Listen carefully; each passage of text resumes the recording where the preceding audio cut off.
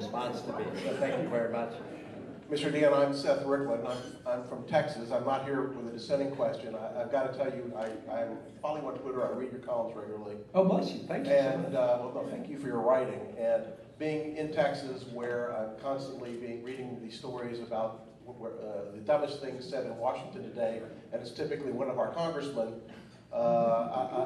you're a breath of fresh air. Oh, thank you. But my question is... I'm lucky I don't have to face voters, unlike a congressman. That's you know the great line from Marty Frank. He was at a very difficult town meeting once, and finally he got very frustrated. He looked out at the crowd. You could tell he had a safe district. He looked out at the crowd and said, "Look, we politicians are no great shakes, but you voters are no day at the beach either." But anyway, thank you for your kind words. A great Marty Frank line.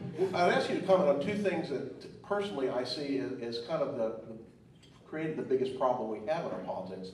And one goes back to the Reagan era, which is his destruction of the fairness doctrine, allowing for corporate media to take over the way it has. And second, the Supreme Court's ruling in Citizens United that in a recent article I read that astounded me is that the Koch brothers, by themselves, along with other billionaires, spent over $200 million in the last election cycle, $200 billion, excuse me, to fund candidates who would support their agenda. And the fact that it wasn't that long ago where $200 million was all the money spent in a presidential election. And it's frightening to me that the floodgates have opened. And I'd like to hear your thoughts on that. Yeah, very quickly, thank you. I'm very sympathetic to what you just said, not just the nice things you said to me. I feel very strongly that Citizens United is one of the 5 or 6 worst decisions that the court has given. I think it's judicial activism on an almost unprecedented scale. I mean, the first laws against corporate contributions to campaigns, first law was passed in 1907.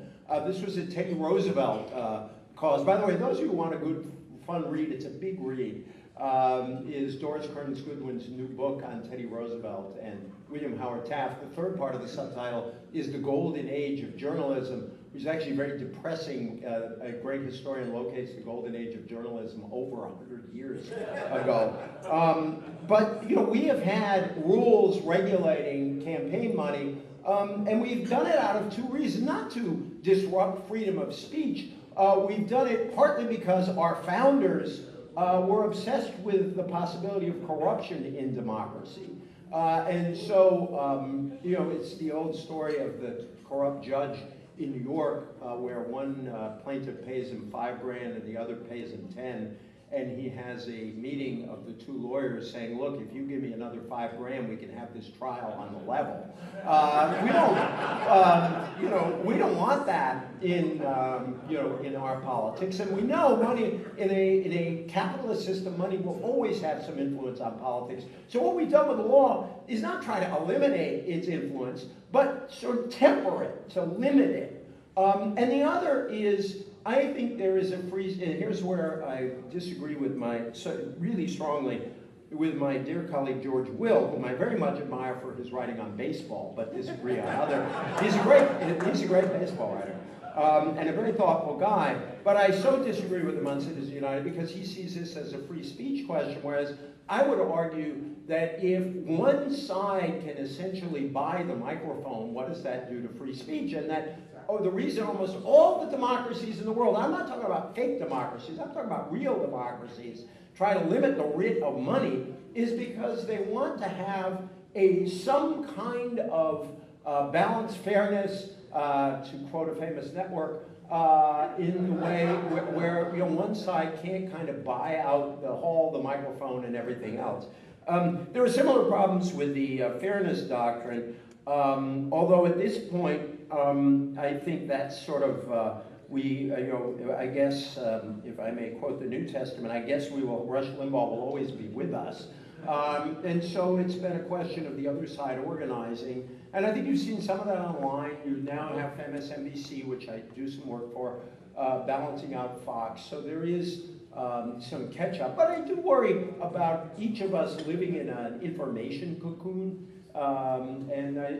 It's what my friend Tom Rosensteel calls the journalism of affirmation, where we like to listen to whatever affirms our own views, and that's not just our friends on the right, that's all of us do some of that, and so I worry about that, but I can live with the fairness, the end of the fairness doctrine, but I think living with Citizens United is going to be a lot harder, and we got to find ways to fix that. My sort of short-term solution is have a big match of small contributions to try to have small money flood out big money, so you could create a fund. I always joke you could do it by taxing the PACs to create the fund, but however you did it, to create a fund where the first $200 of every contribution is matched, to create a strong incentive, or only contributions of up to $200 are matched, like 5, 7 to 1, to create a strong incentive for politicians to turn to small donors. It's actually worked in places, including New York City. So I think that's where reformers have to go for the time being, until we come to a time when the court will look back and say, gee, that was actually inconsistent with all our other rulings on this.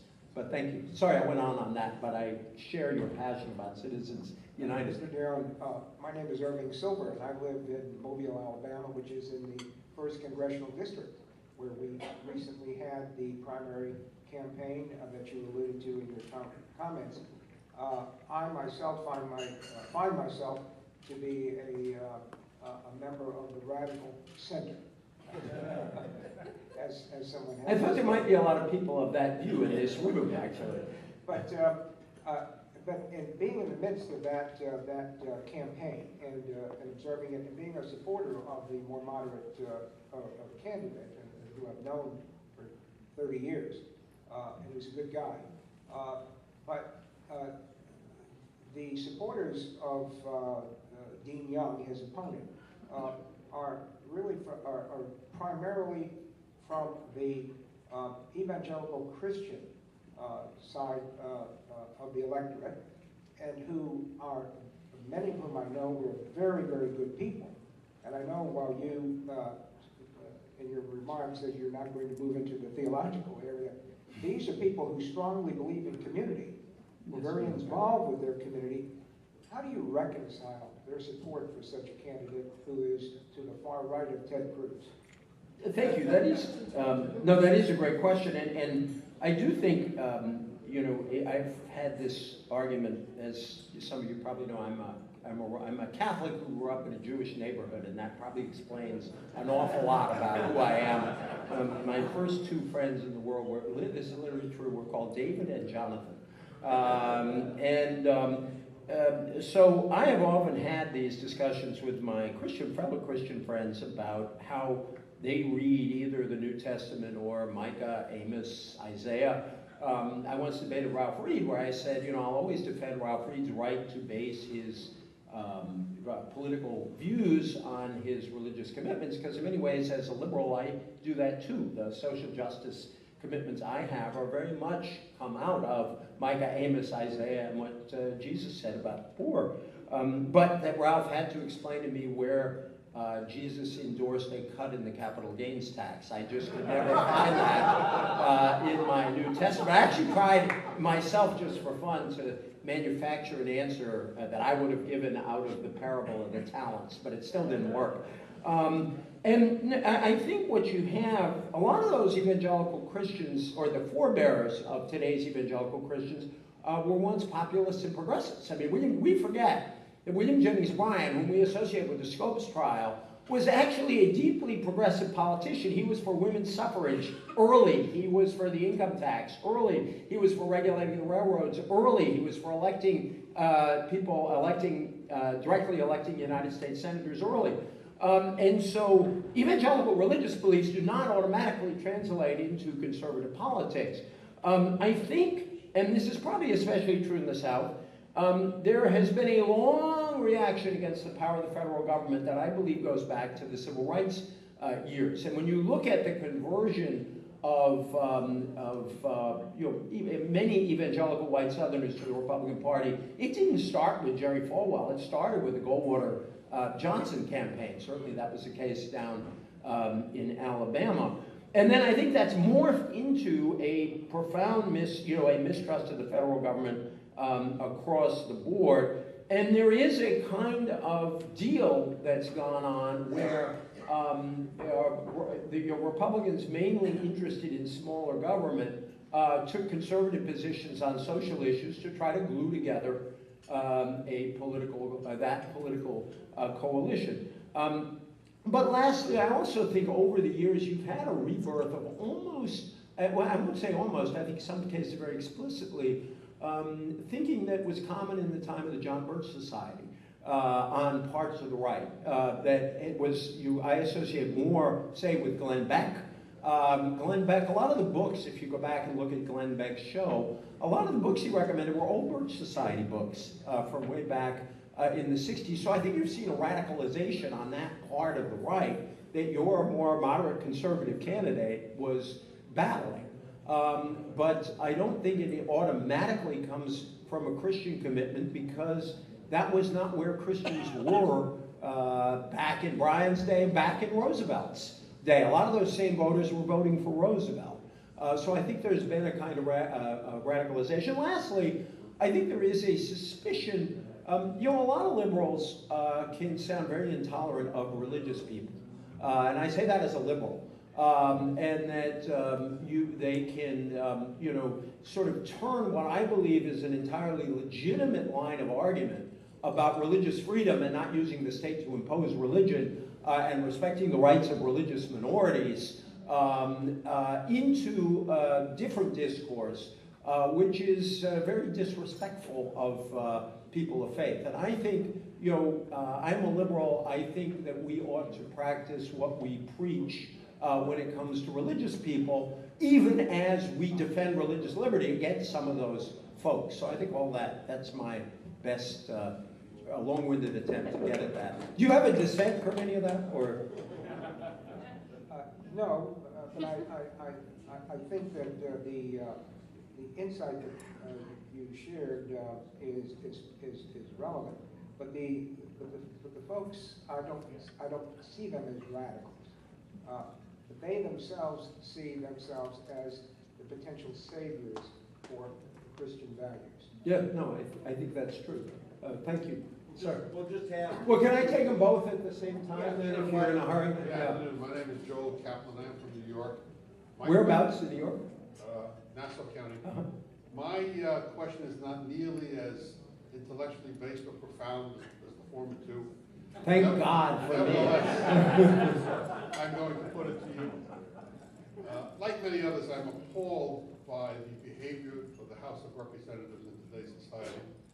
And when John Boehner assumed the speakership, he did so with a reputation of being one, a moderate Republican, and more importantly than that, two, a pragmatic Republican. So my question to you is, are you continuously surprised at the manner in which he bows his head to the Tea Party day after day after day? I think the short answer is yes, but I'll go on because I agree with all parts of that question. Thank you for being here. My name is Harold Hesch Steinberg from Germantown, a suburb of Memphis, Tennessee. We have a Germantown near here, I too. know that's why I qualified. Yes, thank you. From. Thank you. I do read your column in Tennessee, and I appreciate the warmth and sense of humor that you bring here in person that doesn't always come through in print. But to get to my question... I try, but clearly fail. To piggyback on Joel Kaplan's question about the House, it seems to me that gerrymandering is the main issue that causes the divisiveness in the House. There are a few states, I believe, that have independent commissions that draw district lines. Do you agree that gerrymandering is something that ought to be, quote, fixed, unquote, in some way by getting to independent commissions, and how could that happen? Well, let me do the second first, and I'll do yours first. And I'll try to go back to the profound seriousness of my column in offering my answer. I think that gerrymandering is a big problem, but not the whole problem. And that I do think states with independent commissions have worked. And I think the reason we really notice it now, in a way, we've had gerrymandering since the term was invented in my dear home state of Massachusetts, named after Elbridge Gerry, whose actual name was pronounced Gary, but we changed it over the years. And he drew a district. He was a Jeffersonian Republican trying to draw the Federalists out, and there was this great district that looked, somebody said it looks like a salamander, and somebody said, no, that's a Garymander. And so we've done this, and both parties try to do it to each other. But what you had in this, after 2010, is the Republican sweep was so wide, and Republicans were shrewd enough to spend some significant sums to take over state legislatures, that they had outsized power in the reapportionment process. There were a few states where Democrats helped themselves a little bit, but in key states, Michigan is one, North Carolina is another, Pennsylvania is another. When you looked at the election results after those districts were drawn, the Republican-Democratic split was wildly different than the split in the popular vote, because in classic fashion, you packed a whole lot of Democrats together. They produced huge majorities, in quotes, wasting all these Democratic votes. So yes, I think we need to fix it. Commissions seem to work. Commissions also have the advantage that a lot of some gerrymandering is not done for partisan purposes, but just for incumbent protection. And the commissions tend not to take that into account. But would it solve the whole problem? No. First, some of these districts result from the fact that Democrats are very dominant in urban and suburban areas. So they live even more with people who agree with them than Republicans, who are a little more spread out in exurbs. And then the rural areas, which don't have that many people in them, tend to be quite Republican.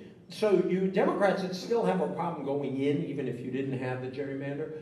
But the other is, there's a chicken and egg problem, and I think the rise of this Republican new right predated the gerrymander. And now, the gerrymander is more of a problem than it would otherwise be, because incumbents worry far more about losing a primary to somebody to their right than losing a general election to somebody to their center or left. But I think that fixing gerrymandering all by itself wouldn't solve the problem, but it's still a good idea. And that goes to your question, which I'd like to close on. John Boehner, I always thought, was a very likable, old-fashioned kind of politician, and that if you look at, he's not my politics, but the good example of what he could do was the No Child Left Behind Act. And you can be for or against that, but fundamentally, No Child Left Behind was about using the power of the federal government to try to reform the schools. And on No Child Left Behind, he didn't just work with George W. Bush, he worked with George Miller, a very progressive Democrat in the House. He worked with the late Ted Kennedy, and we all know what Ted Kennedy's politics were. And so he was seen as a flexible person. There are a whole lot of people in the Obama White House, including the president, who really believed Boehner wanted to make a grand bargain, who really believed that.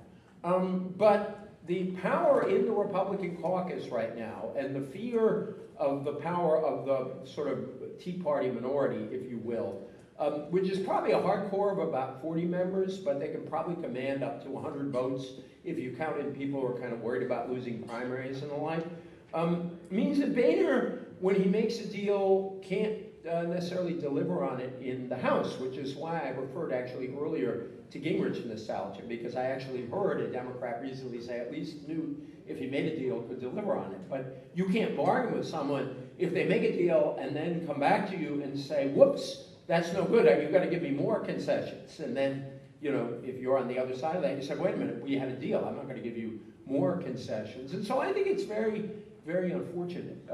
And I think it's a product of the politics of the moment, which is why I'll close by saying that I don't think we can succeed as a nation on the basis of an anti-government ideology. We, as a nation, have always properly believed in limited government. We have always understood that government can exceed its powers, governments can be oppressive. But a lot of this rhetoric about the horrors of government are based not on democracy, but on what happened when kings ruled us, or what happens under dictatorship. And in democracy, government is the realm of we. And if you look back, and this is why I admire my Whigs, they understood that government played a major role in making us richer. Not opposing individual initiative, but in alliance with individual initiative. The GI Bill is one of probably the best cases where government empowered individuals to be more productive in their lives. And so I think we need to go back to a time where, yes, I'd probably be for more government than some of my more conservative friends. I'm more redistributionist than some of my conservative friends. But some of my conservative friends do understand in their gut that government can make us better, government can make us stronger, and yes, government needs to be reformed to do those things. And I hope we return to a time where we accept that government must be limited, but it also needs to be energetic, and that we get back to a debate that will allow us to stop talk of decline and start having confidence in ourselves again. But thank you very much. Thank you.